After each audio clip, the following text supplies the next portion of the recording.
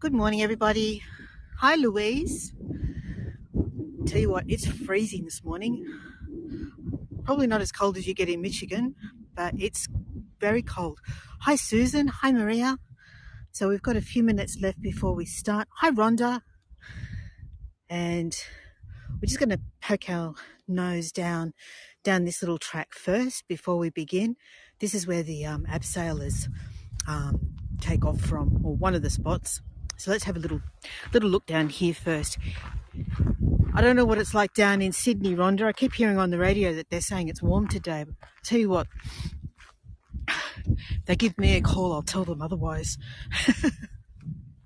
It's really cold.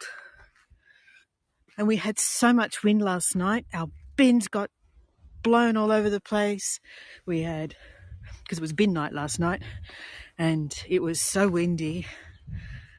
And our bins went. It's really cold.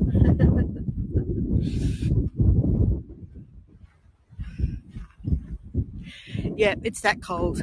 It's more the wind chill, actually. My weather app's telling me it's 6 degrees, which is still pretty cold, but it's the wind chill. It's the wind chill that's making it. Seriously, we can't complain. You guys in the Northern Hemisphere get way colder than we do.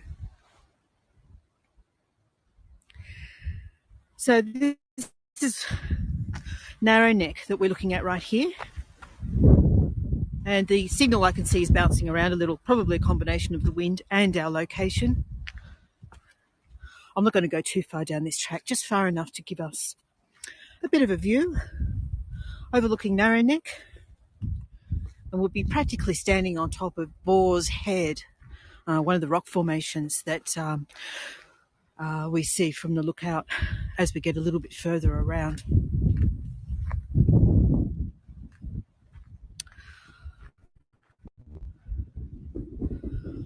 Up on the Queensland border. So you must be inland a bit or up a hill a bit, Rhonda, for it to be getting those temperatures at night, surely.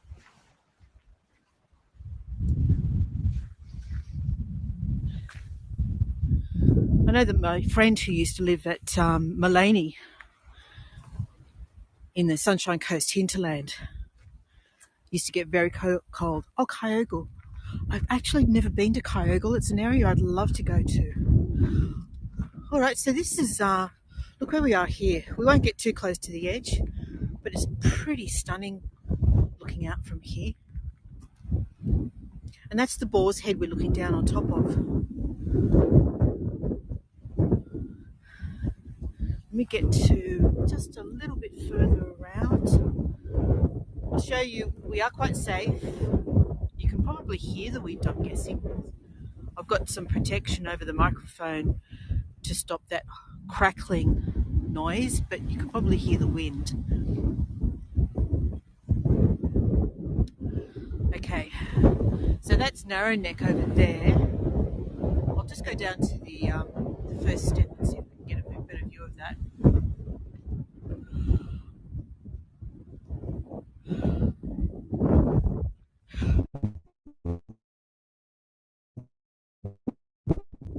We sympathise with you, Mary Lou. All of us here in Australia sympathise with everyone dealing with a heat wave at the moment, because we totally understand what you're experiencing right now. Just unrelenting day after day.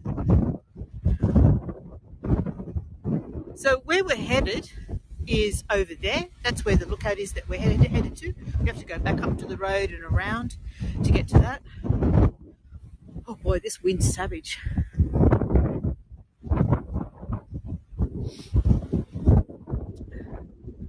And that over there, that's Narrow Neck. Over there.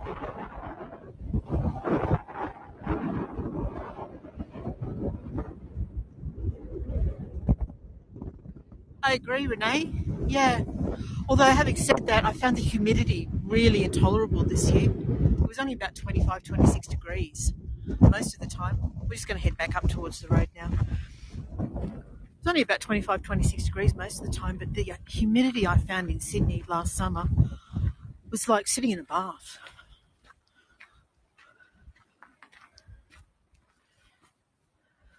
I was living in Homebush at the time, doing tours in around Homebush and into the city. Look at this interesting plant. That's pretty cool. Good morning, Hilda and Pat.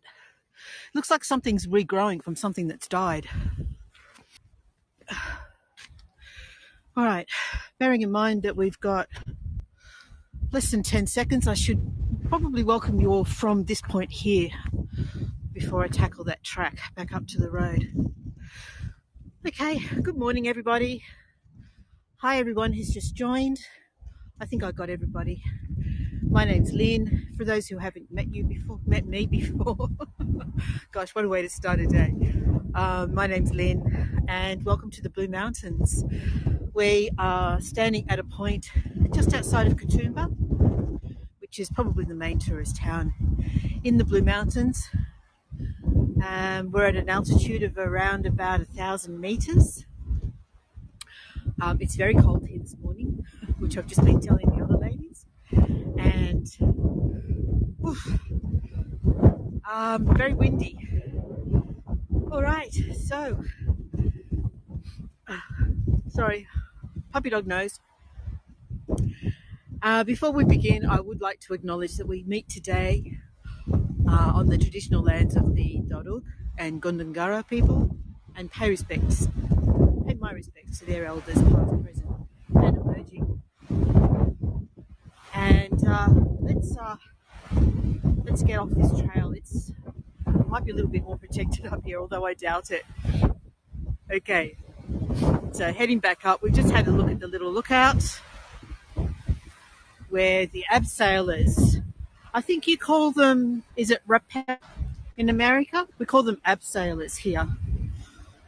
They do abseiling and rock climbing.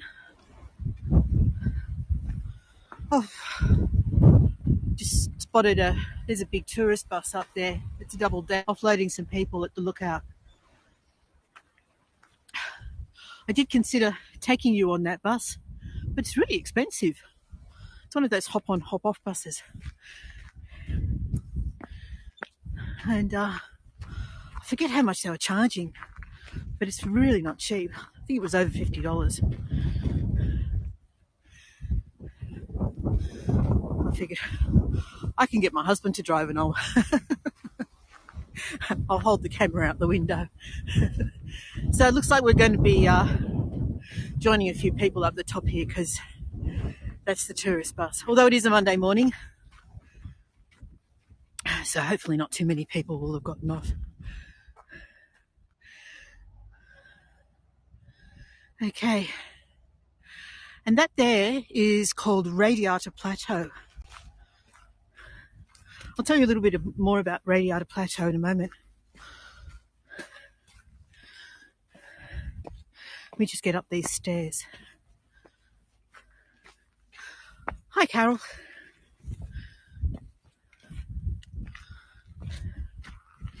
So, looks like the bus has taken off. That's good.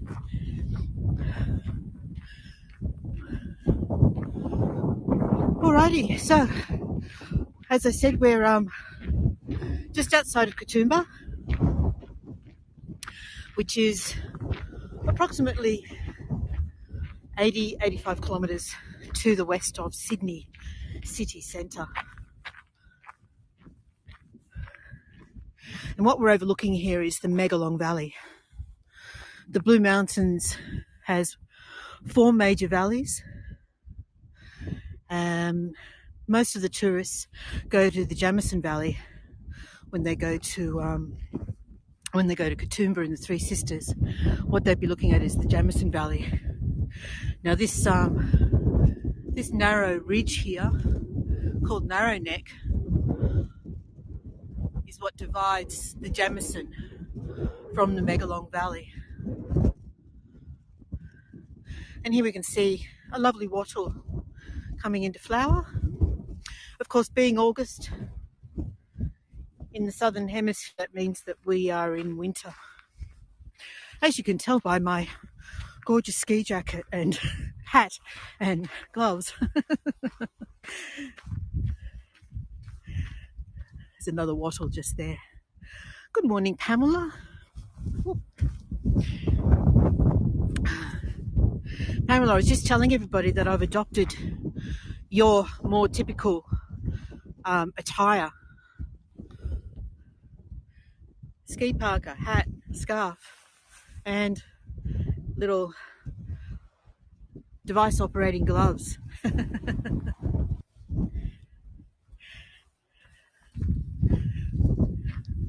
So the lookout that we're going to see today is called Cahills Lookout.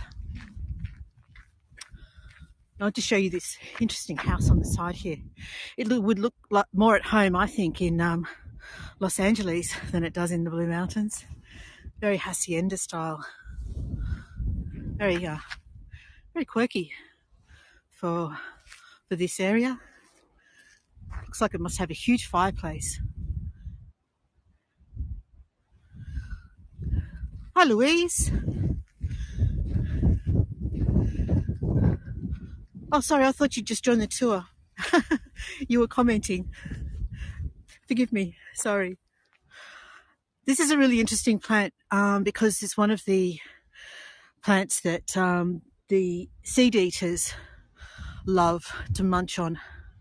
When it's in flower, it's absolutely covered in, depending on the variety, pink or white blossoms. Absolutely gorgeous. But the parrots, the galahs, all those sorts of birds love it. And the cockatoos love this one. You can see the bigger seeds on that one. Anyone who was with me at Flat Rock or Lincoln's Rock the other day, and we started the tour out by looking for a black cockatoo, literally the following day I saw a photo pop up on Facebook in that street with a tree absolutely covered in black cockatoos. Just my luck. Just my luck. All right. So we've reached the car park. Here's my little little chariot.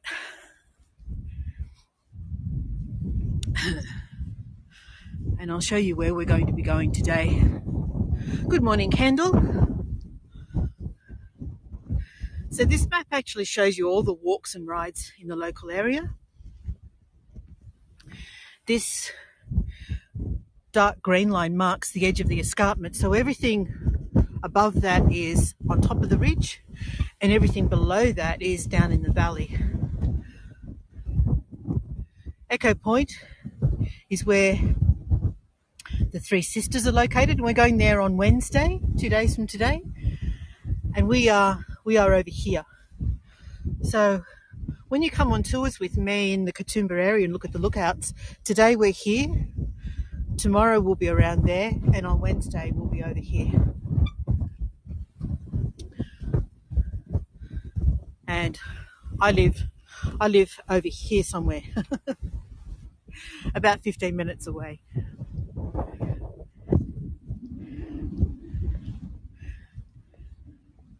Hi, Deborah. Hi, DT.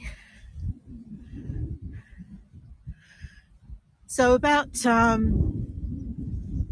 me think, I have to think back how long it was. I think it was about 6 years ago. There was a severe bushfire. Started in the valley down below and actually came up the escarpment, up the cliff face. Completely wiped out, which has had at the time a lot of timber, handrails, infrastructure like that just literally made it dangerous. It was out of action for about a year while they repaved. I'm listening to little birds over there. Repaved the area, put in new guardrails and handrails, and made the place safe again.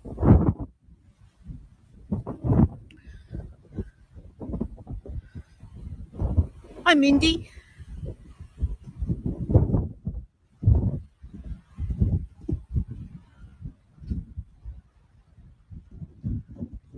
The name Katoomba. Good question, Carol. Let me just pause. wildflowers here while I tell you about that. So Katoomba is believed to have been named from the Gundungurra language, which is the people that live on the south side of the main Blue Mountains Ridge. We have the Darug people live on the north side. The Gundungurra people live on the south side, or originate from the south side. It's meant to be the word that they use for shining, falling water, or a word that sounds like it. Their language is, the way that they pronounce words is slightly different to the way that we do. And it's more like Katoomba or Katoomba, but we call it Katoomba.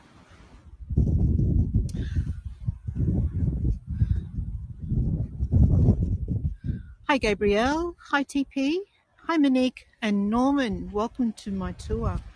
So we're just standing here looking over the Megalong Valley, and it really looks like the weather's about to come in from the west at the moment. You can see that big cloud bank coming over the ridge line where, from the direction where Genolan Caves is roughly. So we could be in for some interesting weather later on today.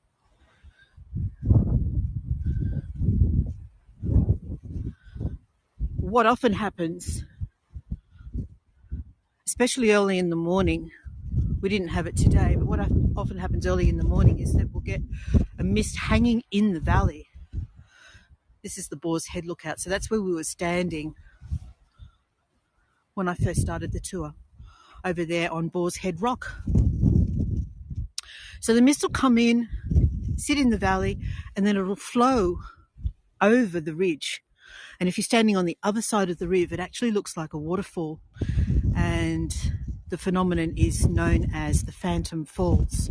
I've got a photo of one that I took when I brought my niece here a couple of months ago from this side. So it's not exactly the Phantom Falls, but you get the idea.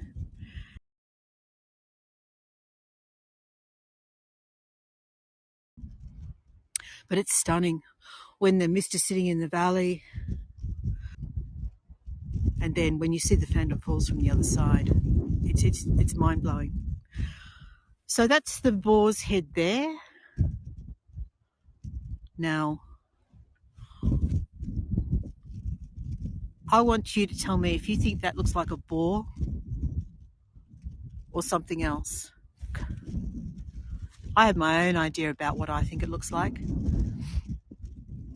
Pamela, do you get the sort of Phantom Falls, the mist flowing like that in Canada, like we do here? It's a really amazing. When it happens, it's just gorgeous. A bat. See, I think it looks like a meerkat.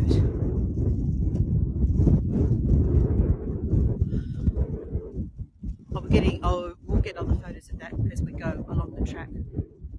Now I mentioned doesn't look like a boar. No, I don't think so either. I mentioned Radiata Plateau. Radiata, of course, being Radiata pine, and at one time this whole plateau was actually planted out with Radiata pine trees, which are actually a weed in this area. They're spread by the cockatoos, because the cockatoos, as we saw, they love the seeds like this sort of thing, but they also love the seeds of the Radiata pine. And of course, when the pine tree grows, nothing else grows underneath it.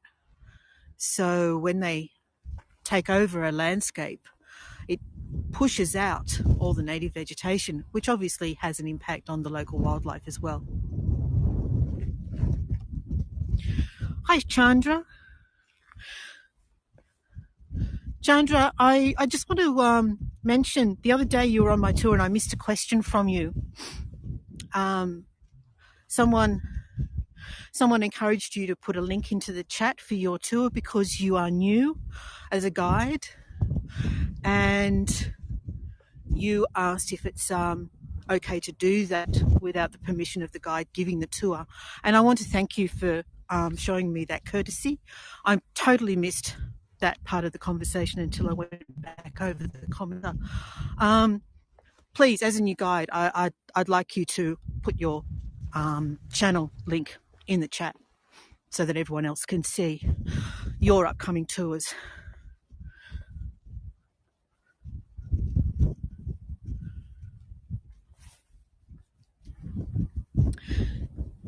Okay, I've just got a low battery warning. Let me just turn my battery pack on 1 second. That should all be good now. So the Radiata Plateau was privately owned and it was going to be sold. It was actually put on the market for sale, for development. Thankfully, this is where we are now. Cahills, look out. Thankfully, the state government bought that piece of land and it's now been returned to the people in the form of a national park. Hi, Susan. So Cahills Lookout is named for the New South Wales state premier from around about the 1950s. His name, J.J. Cahill. I think it was John James Cahill. That was before I was born. He had visions for Sydney, which included things like the Opera House. So he was the one who originally came up with the idea of putting an Opera House on Megalong Point, and got the ball rolling for the competition where architects submitted their ideas and their designs, which ultimately became the Sydney Opera House that opened in, I think it was 1973, and I should know that. Here's another view of the Boar's Head. Does it look like more of a boar from this angle? I'm still going with meerkat.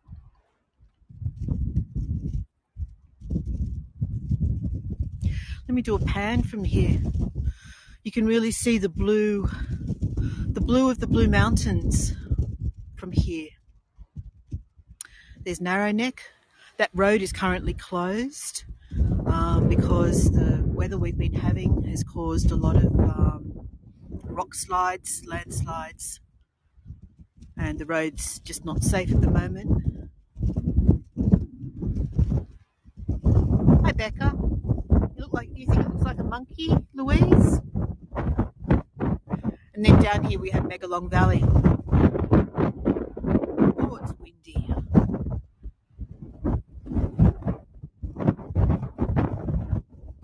Hilda, is that New Zealand animal? I'm going to zoom out a little bit. It might be easier to pan if we zoom out a little. Down here we have the Megalong Valley, which is, there's a lot of farmland down there.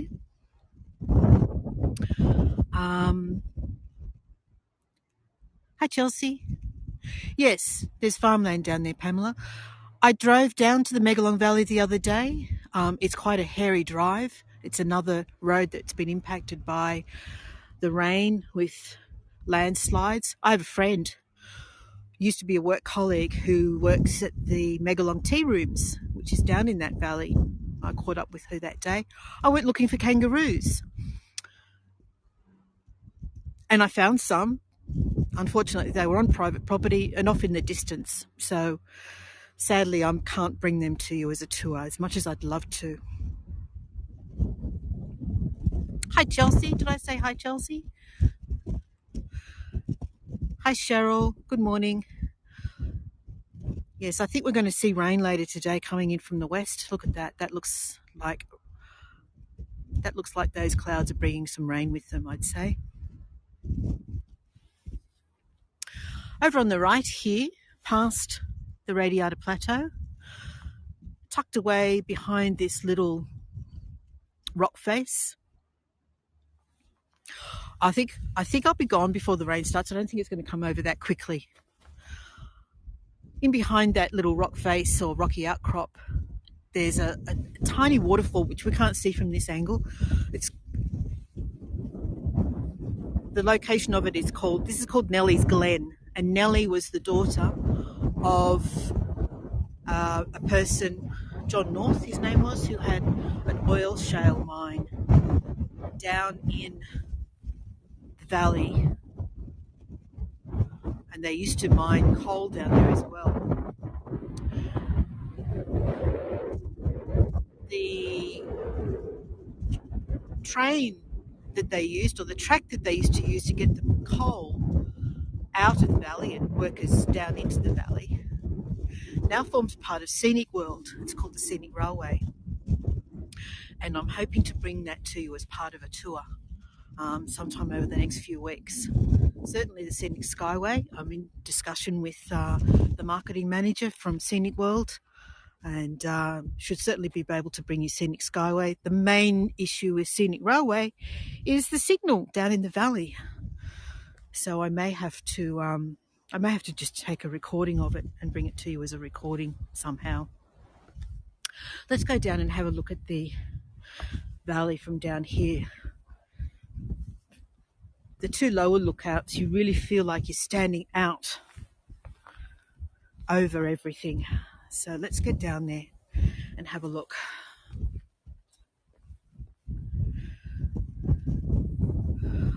I love this little rocky outcrop here. It just looks like a seat. And if we didn't have this rail in the way, you could almost go over there and sit on a seat and look out over the valley.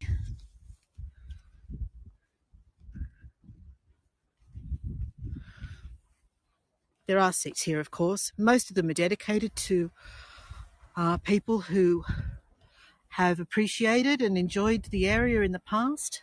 This one is dedicated to Nathan McElvaney, and it looks like he wasn't very old. What's that? Only about 22 years old. It's a combination of the two, DT. So this lookout was burnt in a bushfire about 6 years ago, and you can see the remnants of that. Let me just turn around to my right here.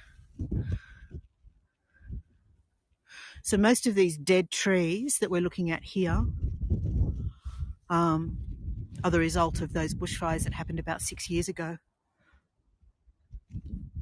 I don't know if you can see them very clearly. But of course, nothing very tall grows here because it's so exposed.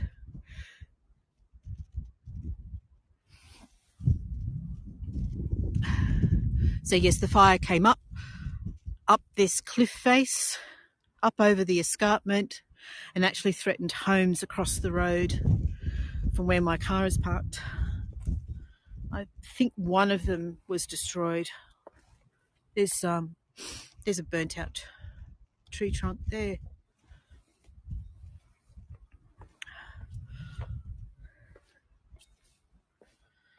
Sorry, I'm slow. 40 years ago, I would have been quicker going up and downstairs. All right, we can really hear the wind down in the valley here. So this is the lower, one of the two lower lookouts for Cahills Lookout. We'll go and have a look at the other one just over there on our left. There's the other lookout down there. And this is where we were just standing up there.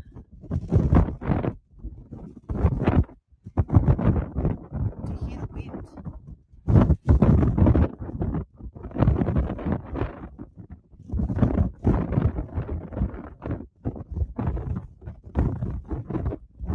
Most of the forest is eucalyptus forest.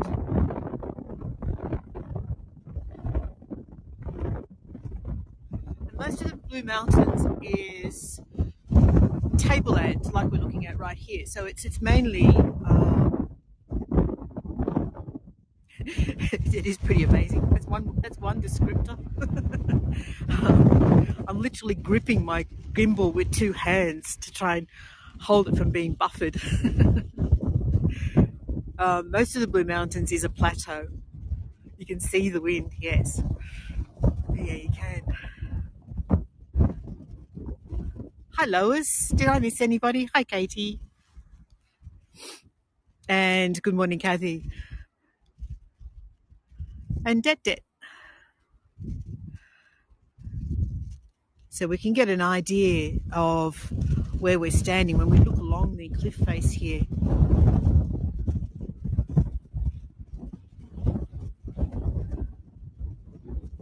So as I was saying, the Blue Mountains is mainly a plateau, a tableland. We don't really have dramatic mountains in Australia as such. The highest point here in the Blue Mountains, which is part of the Great Dividing Range. Sorry, I've worked it as like this. This is the weird.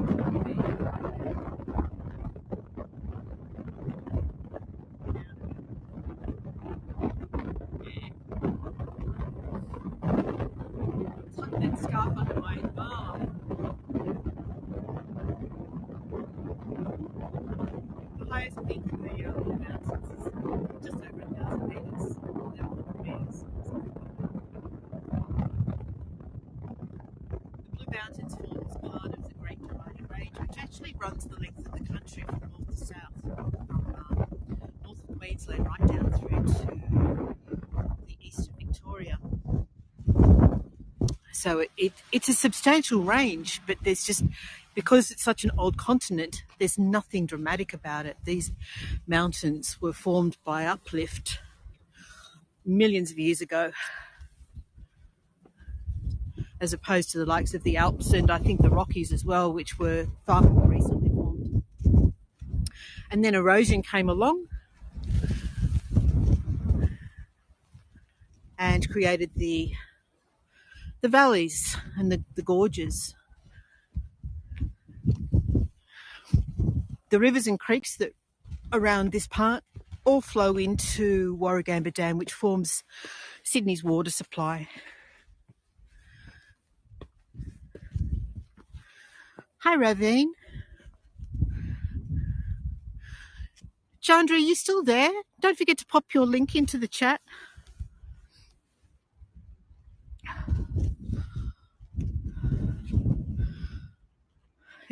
It's not very friendly, Mary Lou. No. All right, here's another aspect of Boar's Head. I noticed there's no climbers out here today. Okay.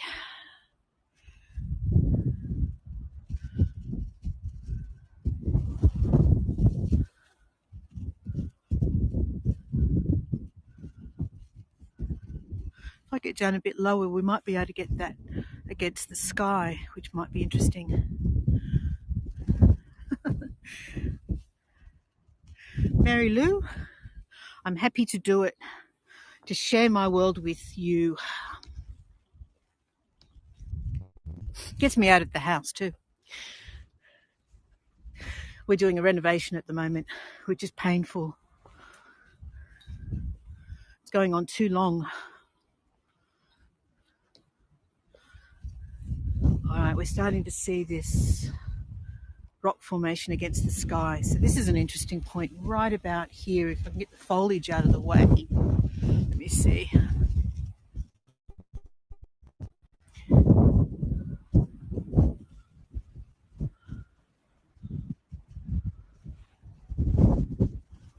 All right, I've just dipped on the signal a little, so we won't stay here long.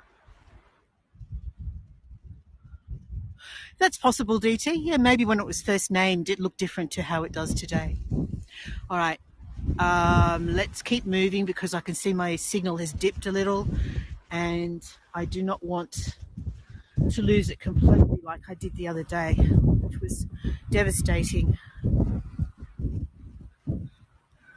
It does a bit, Louise. Yeah, it does look a bit like Sid. Okay. And that's where we were just standing a moment ago.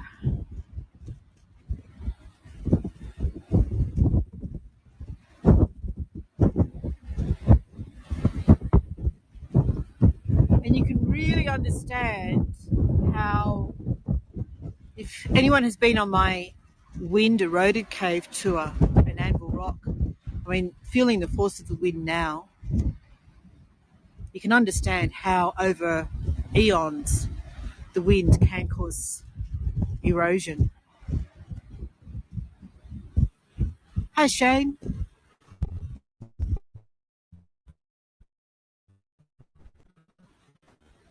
checking on the progress of this cloud coming over from the west. Seems to be moving pretty slowly despite the force of this wind we're standing in. This is a lovely view.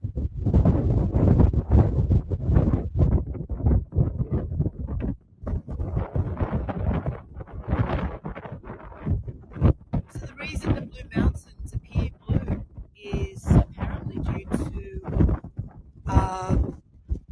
eucalyptus oil in the atmosphere. So the eucalyptus oil evaporates from the forest, and the sun's refraction off the droplets in the atmosphere creates that blue tinge. That's how the theory goes. Hi Shane, hi Laura. And we might be able to tilt down just a little bit. I know that it's Skyway. We are around about 300 metres above the forest floor. I assume it wouldn't be terribly different at this point. So, guesstimate roughly 300 metres down to the forest floor. One last look at Narrow Neck, and I'll start heading back up those stairs.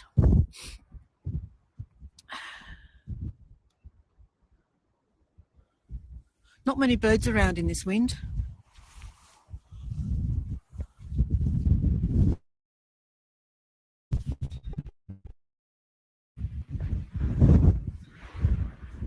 All right, so I need you all, at least two of you behind me, to give me a push up these stairs. I'm hanging onto the rail, but I need all the help I can get. It is Hilda, and very different to New Zealand. You mentioned the Tuatara. Are you from New Zealand as well? I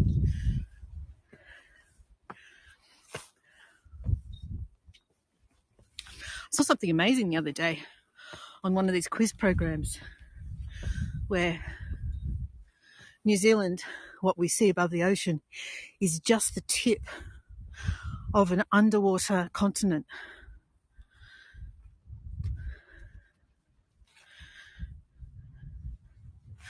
All right, so we're going to climb back up all these stairs, and if I've still got any breath left in me, I'm actually going to take you along another short little track and see if any of the wildflowers are out as yet.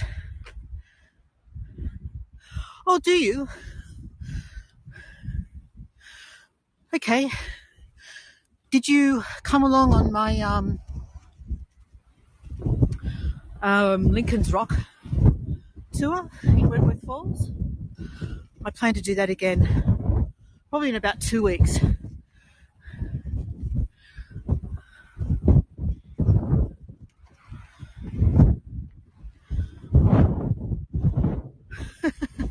I am. Okay, last look at Boar's Head. Last look at Boar's Head before we head back up and I catch my breath.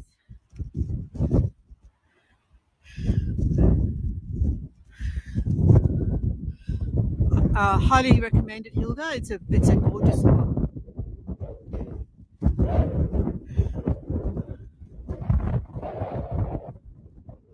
And I also went to the Aboriginal carvings the other day on another tour.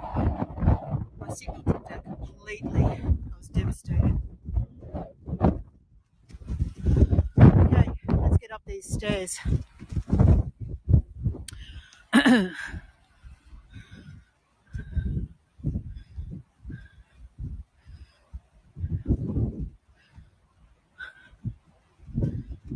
Yeah, have a look. Have a look for I think it's called Zealandia.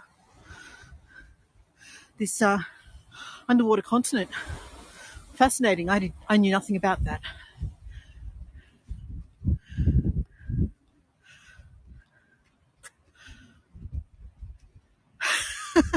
Shepherd's pie sounds wonderful. Are you going to share with us all?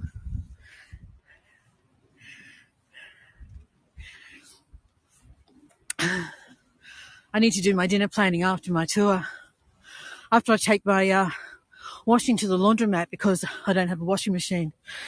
at the moment plugged in at home because of the renovations. It's all very painful. It's always good to plan for leftovers, Susan. It's a strategy I employ on a regular basis. Okay, so let me just catch my breath. Freely admit to being unfit. So we've just come back through that archway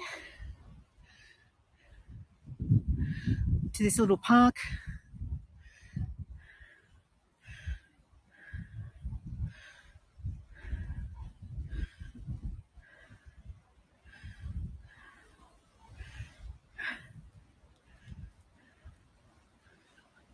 And there's another little trail just off to the right over here where I have on occasion been lucky enough to find flannel flowers. So let's see if there's any there today. They are just starting to come out. The wattle typically comes out at the end of winter, and we're starting to see the wattle.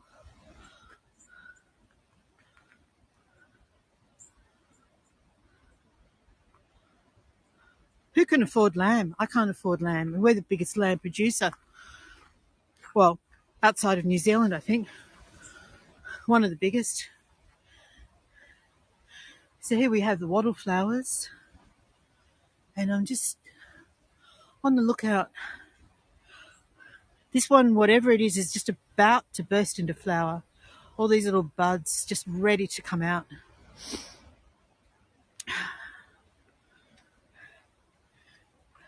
And this is a really cute, interesting, colourful.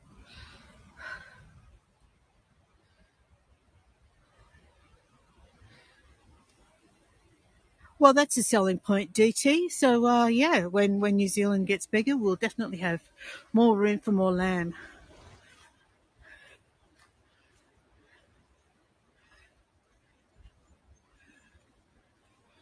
Okay, where are these? This is cute. This is a gorgeous little flower coming out just down here. I don't know any of the names of any of these little wildflowers. I don't know if that's even getting into focus.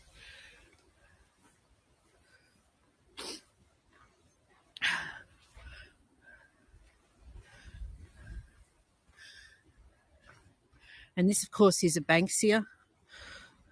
We can see the just past the new opening flower stage and one of the old seed heads.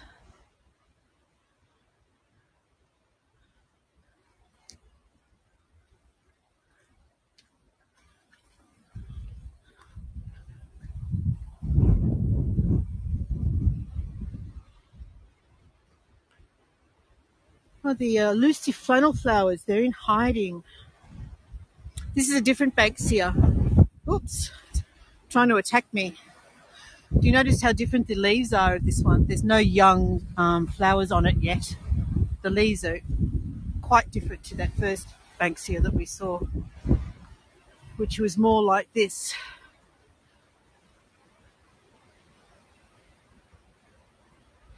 Not at the moment, Susan. That'll be in hiding, in hibernation. No snakes, no lizards.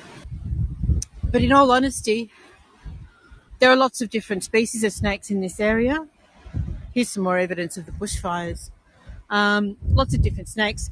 I've lived here more than 20 years, and I think I've seen two in all that time. One was on a bushwalk. One was a very, very hot day. It was sitting on the road, across the road from where I used to live.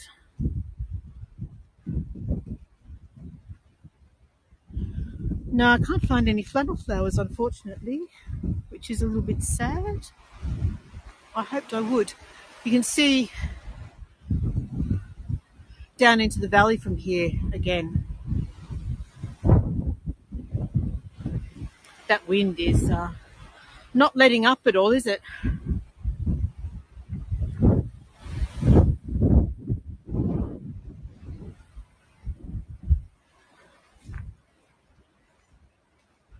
All right, I think that's all the wildflowers we're going to see. So I'll just go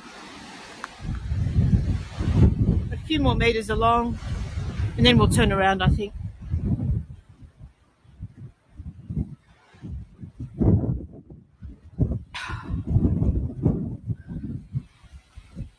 Yeah, I think that's far enough.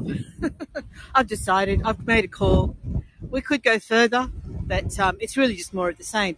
So I'll start heading back to the car. If you want to join me, I'll turn off or finish up when we get back to the car park.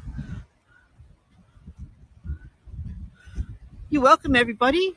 Stay with me while I go back to the car if you like, and I'll turn the camera around when I get back up there to say goodbye.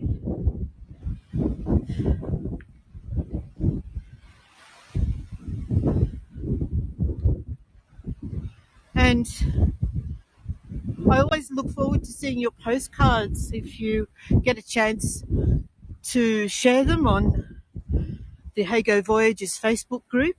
I'd love to see what you manage to capture. Look at this interesting bark. The colour of it.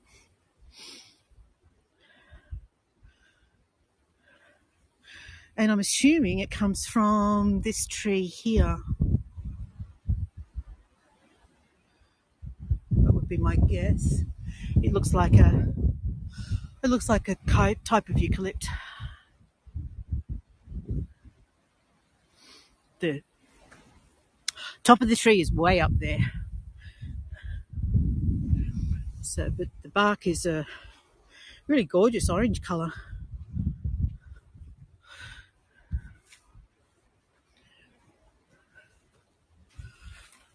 Oh, all right, almost back at that little park. I'll finish up there. In the meantime, tomorrow I'll be back at the Katoomba Falls and lookouts around that area. And on Wednesday, we'll be going to see the Three Sisters at Echo Point. Sunday, I'm going to a little local market held in the grounds of the school where my children used to attend. I'm just going to sit down. And next Monday, I'll be starting at Wentworth Falls Lake. I think that was Hilda that said you had a brother in Wentworth Falls, so he would know that lake very well. I plan to do a very early morning, just as the day's breaking at Wentworth Falls Lake. Then from Wednesday next week, we need to vacate our house to get the floors sanded. So I'm going back down to stay with my parents on the Northern Beaches for a couple of days, and I'm actually really hoping. No, next Monday, Hilda, for Wentworth Falls Lake. I'm really hoping that I can bring you sunrise at Narrabeen Beach on probably Thursday or Friday next week. So keep an eye out for that one. I'm still investigating what the sunrise is going to look like. My phone app doesn't go out that far for the weather, so I might have to wait till tonight or tomorrow before I plan that one. All right, thank you again to everybody who was able to join me this morning. I really hope you enjoyed it. It was very cold, slightly in a slightly sheltered spot just at the moment, and I'm about to go get warm as soon as we finish. I'm always grateful for any support you're able to give me, and just a reminder that it's your tips and gratitude that keep us guides going. So we welcome and appreciate anything that you can share. All right, look forward to seeing you all another time. Anyone who hasn't followed me and would like to see more from the Blue Mountains, just hit that notifications button or the follow button up the top of your screen. Okay, thanks everybody. Bye for now. Yeah, I'm going to do that, Cheryl. A warm drink.